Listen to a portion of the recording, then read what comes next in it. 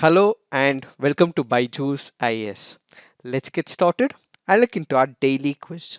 Let's look into the first question. With reference to mango showers, which of the following statements are correct? These rains are usually seen at the end of the spring season. They are common in the states of Karnataka and Kerala. Which of the statements are correct? The answer to this is 2 only. When you look into the first statement, it is wrong because it is not at the end of the spring season, but it is at the end of summer season. Why have we taken this practice question? Because of the mention of the southwest monsoon in the PIB article. So what are these mango showers? Some of the important data that we have to remember is that these are the pre-monsoon showers which are common in the states of Karnataka and Kerala. They are usually seen at the end of the summer season, and these rains help in the ripening of the mangoes, which is why they are called as the mango showers. Now let's look into the next question. Which of the following statements are correct? The Arabian Sea branch of the monsoon is quite stronger than the Bay of Bengal branch. All the South Indian states receive heavy rainfall during southwest monsoon. Which of the statements are correct? The answer to this is one only. Why? That is because when you look into the second statement, yes, all the South Indian states may receive the rainfall, but when you look into the branches that are present, what we have is the Arabian Sea branch, what we also have is the Bay of Bengal branch. All the South Indian states do not receive heavy rainfall during the southwest monsoon. So, which is the exception? The exception that we have is Tamil Nadu. Why? When you look into the branches, what we have is Arabian Sea branch, what we also have is Bay of Bengal branch. The wind is driving in such a way that the state of Kerala gets the monsoon, the state of Karnataka gets the monsoon, Goa gets its monsoon, and Maharashtra and Gujarat all gets heavy rainfall. But when it comes to the state of Tamil Nadu, it does not get the rainfall. Why? Because there are two reasons to it. One is because when you look into the Bay of Bengal region, it flows parallel. That is, the wind direction is parallel to Tamil Nadu, which is why it does not get any rain from the Bay of Bengal branch, and at the same time, it happens to be the rain shadow region with respect to the Arabian Sea branch. That is why it again does not receive heavy rainfall during the southwest monsoon. In fact, when you look into the retreating monsoons, that is when the state of Tamil Nadu will get heavy downpour. So what happens during the retreating monsoons? What we have is the wind which collects the moisture from the Bay of Bengal, and what we will have is rainfall in the state of Tamil Nadu, which is why all the South Indian states do not receive heavy rainfall during the southwest monsoon, the exception being Tamil Nadu, which receives rainfall during the retreating monsoons. Now, when you look into the first statement, the Arabian Sea branch of the monsoon is quite stronger than the Bay of Bengal branch. So, what are we considering here? We are considering the monsoon circumstances. Why? That is because when you look into the areas, Arabian Sea is much larger than the Bay of Bengal region, and when you look into the Arabian Sea branch, it advances towards India, whereas only a part of the Bay of Bengal enters India, which is why the Arabian Sea branch of monsoon is comparatively stronger than the Bay of Bengal branch. So the answer to this would be one only. Why have we taken this practice question? Again, because of the mention to the southwest monsoons. Now let's look into the next practice question. Consider the following statements about performance grading index. It is an index released annually which examines governance performance in the states through a data-based framework, ranking them on social and economic development. It is released by think tank Public Affairs Center in Bengaluru. Which of the above statements is or correct? The answer to this is none. Why have we taken this practice question? Because of the reference given in this article. So what is this performance grading index? This is one of the indexes which basically looks at 70 parameters when it comes to the education. So what is it about? It is about bringing a transformational change when it comes to the education in India. And this is not released by the think tank which is based in Bengaluru, but instead it is released by the Education Ministry by the Government of India.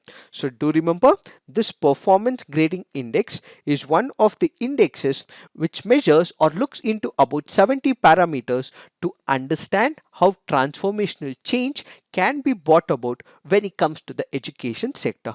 So what happens? It compares different states and union territories and ultimately see what changes can be introduced in the educational sector in India. The PGI helps the states and the union territories to pinpoint what are the lacunae, gaps and systems that are falling behind, and as a result states and the union territories will look into that particular sector and bring about a reformational change when it comes to the education sector. Now when we look into the statistics, it goes on to say three states, that is Punjab, Tamil Nadu and Kerala, attained a score of more than 900 out of 1000 in Education Ministry's grading index for 2019 and 20. Kindly remember, Gujarat dropped from 2nd to 8th rank in the index, while Madhya Pradesh and Chhattisgarh are the only states which have seen actual regression in scores over this particular period. Punjab recorded the highest score of almost 929 out of a possible 1000, showing a huge jump from 769 which it had scored last year. And when we look into the other important data, Punjab overtook Union Territory of Chandigarh, which topped both previous editions of the index but now has slid to the second place with a score of 912. So Punjab has even overtaken Chandigarh when it comes to this index. Tamil Nadu also overtook Kerala with a score of 906, largely driven by improvements in state educational governance and management. Gujarat, which had secured highest score in the previous editions, dropped to 8th place in the current edition. Madhya Pradesh and Chhattisgarh saw a glaring drop in their scores, pushing both the states to an overall performance that was worse than the previous edition. The new Union Territory of Ladakh was included separately for the first time in this edition. So this happens to be an important point from the preliminary examination point of view. So these are only factual data. All that you have to remember is the factual data, and this performance grading index is in reference to the education and not with respect to the governance performance of different states. Now let's look into the next practice question. India is a signatory to which of the following conventions and treaties? Biological Weapons Convention, Chemicals Weapon Convention, Australia Group, Wassenaar Arrangement, Convention on Cluster Munitions. The answer to this is 1, 2, 3 and 4. When we look into the Biological Weapons Convention and Chemical Weapons Convention, yes, India is part of this convention.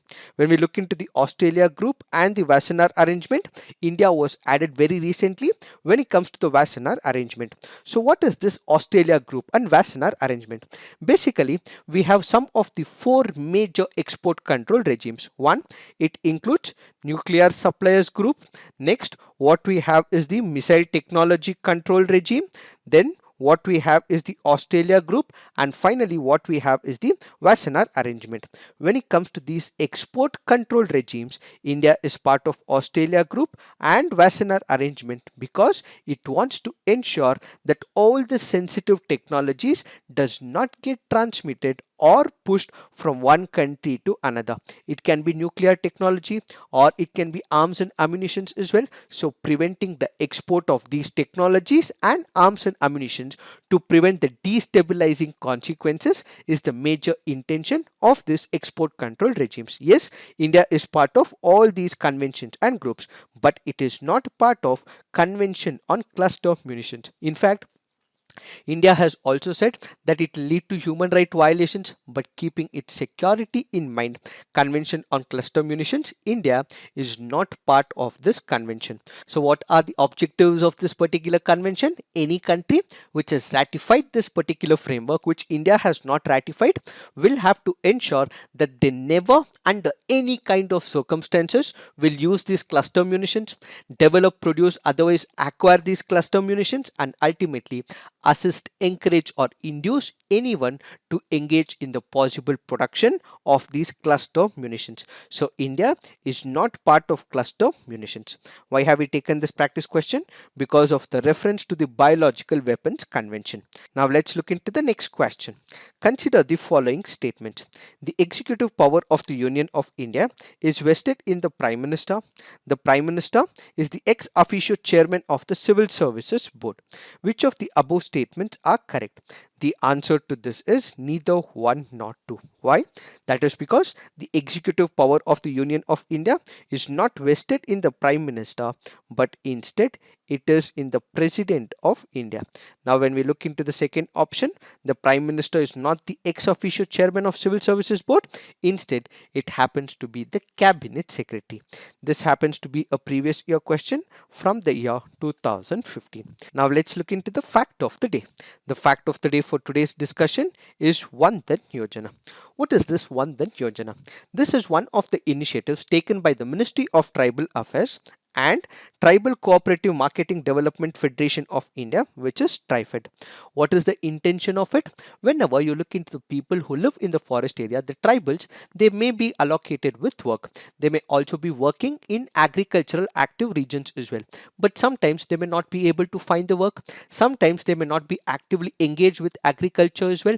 During these tough times, one of the livelihood mechanisms that they have is the collection of the minor forest produce. So during this period when agricultural activities is suspended or they are not able to find the job, they collect these minor forest produce, ultimately sell it to the government of India or to the government of the respective states or to the people in the market so that they can derive the livelihood means and mechanisms. So this Vandan scheme is one of the initiatives taken by the government of India to help them in optimal utilization of the natural resources and provide them with sustainable livelihood mechanism. Under this particular scheme, the Vandan Vikas Kendras will be constituted.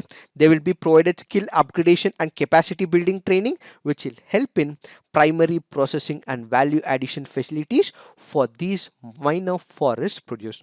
How does the implementation take place? At the national level, what we have is the Ministry of Tribal Affairs.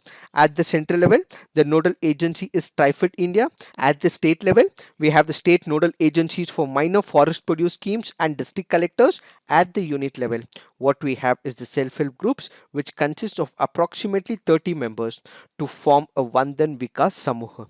So basically, all of this will come into picture for the successful implementation of the Vandan Yojana. When we have to look into the TriFed, TriFed has two significant functions. One happens to be retail marketing of the tribal products and development of minor forest produce. What are the objectives? Promoting and encouraging socio-economic development of tribal community for improving and developing the market of the tribal commodities. TriFed acts as a medium and a facilitator that helps the tribe sell their products. Some of the tribal products include tribals art, textiles, metal, craft, tribal painting, pottery, and these products and their sale contribute to the major part of the income of the people who are presently living in the forest areas, that is the tribals. It is this that we have to understand in reference to this article. So this is it for today. Thank you for watching. All the best.